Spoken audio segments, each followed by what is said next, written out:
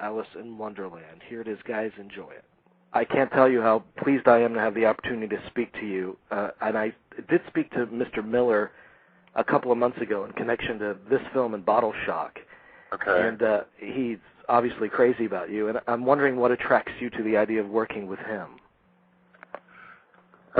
Because you read the scripts and they don't obey any rules, whatever so-called rules of writing are supposed to be, but and his movies resist any labels, and that's, I think, always attractive to an actor, because you're only as good as the writing. That much I've learned. Yeah. And your imagination won't kick in unless something kicks it. So it's kind of a no-brainer to me. It's like a holiday in a way, or a playground. And you know something must be right because these great actors are there to work with.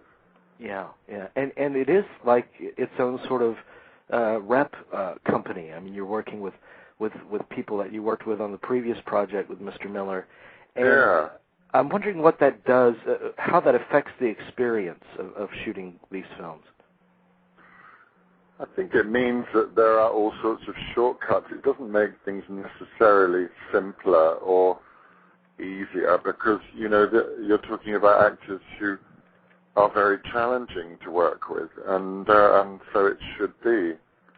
You want to work, and it's not like a career move or a soft option. It's just the way actors would like it to be. There's a proper marketplace. It means maybe there are shortcuts in terms of the usual absence on a film set of rehearsal. It means you have a kind of shorthand dialogue, which in some ways maybe takes the place of rehearsal. Sure. You can just try things. It's more improvisational. There's a lot of trust around. I think that would be the most important thing. Yeah.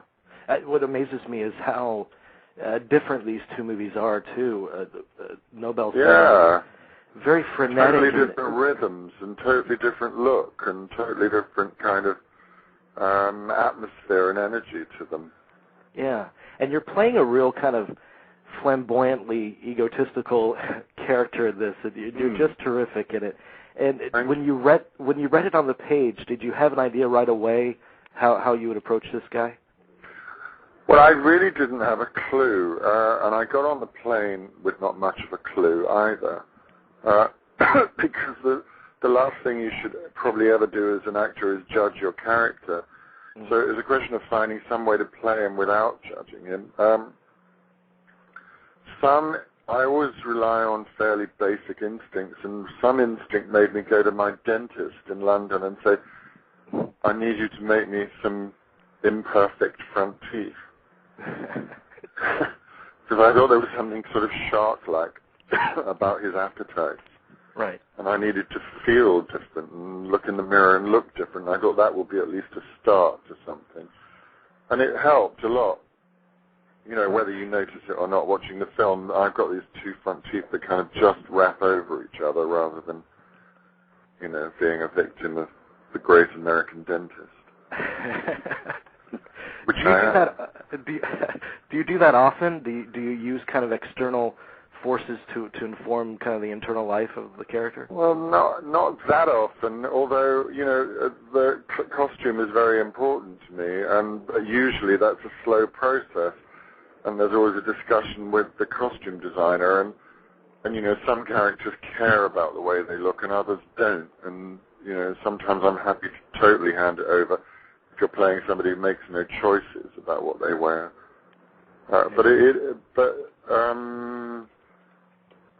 The palette is full of different elements, I guess.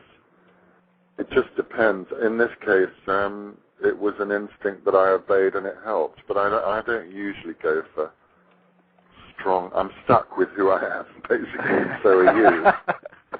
Right.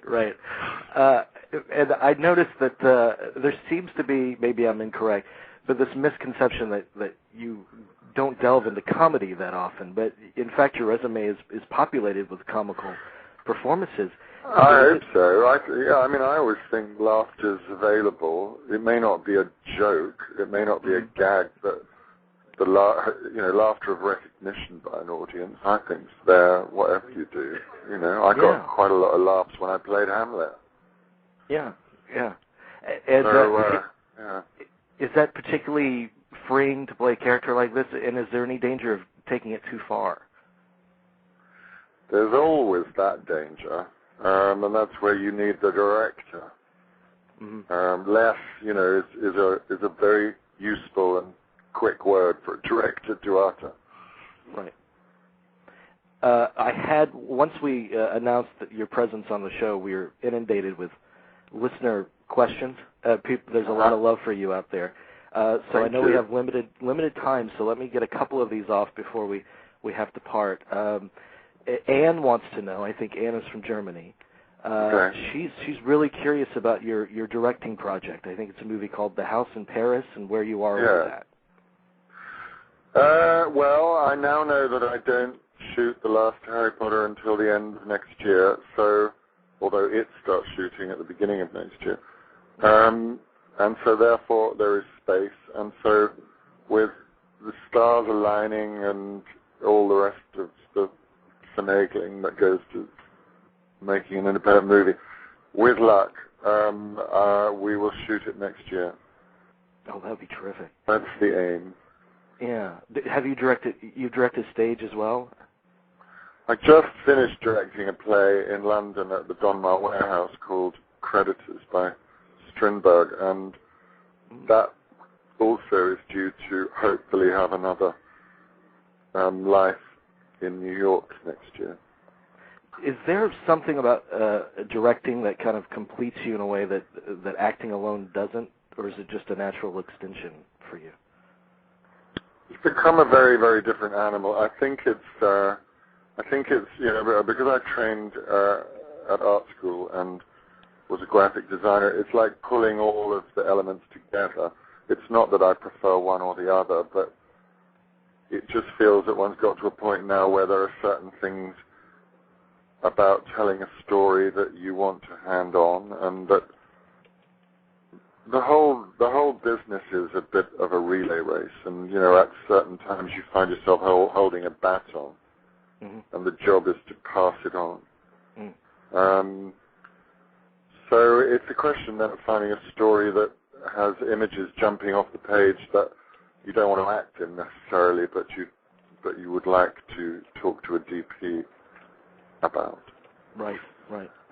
And John wants to know about, you mentioned your shooting schedule with Harry Potter, but you're also involved in Burton's Alice in Wonderland as well. Yeah.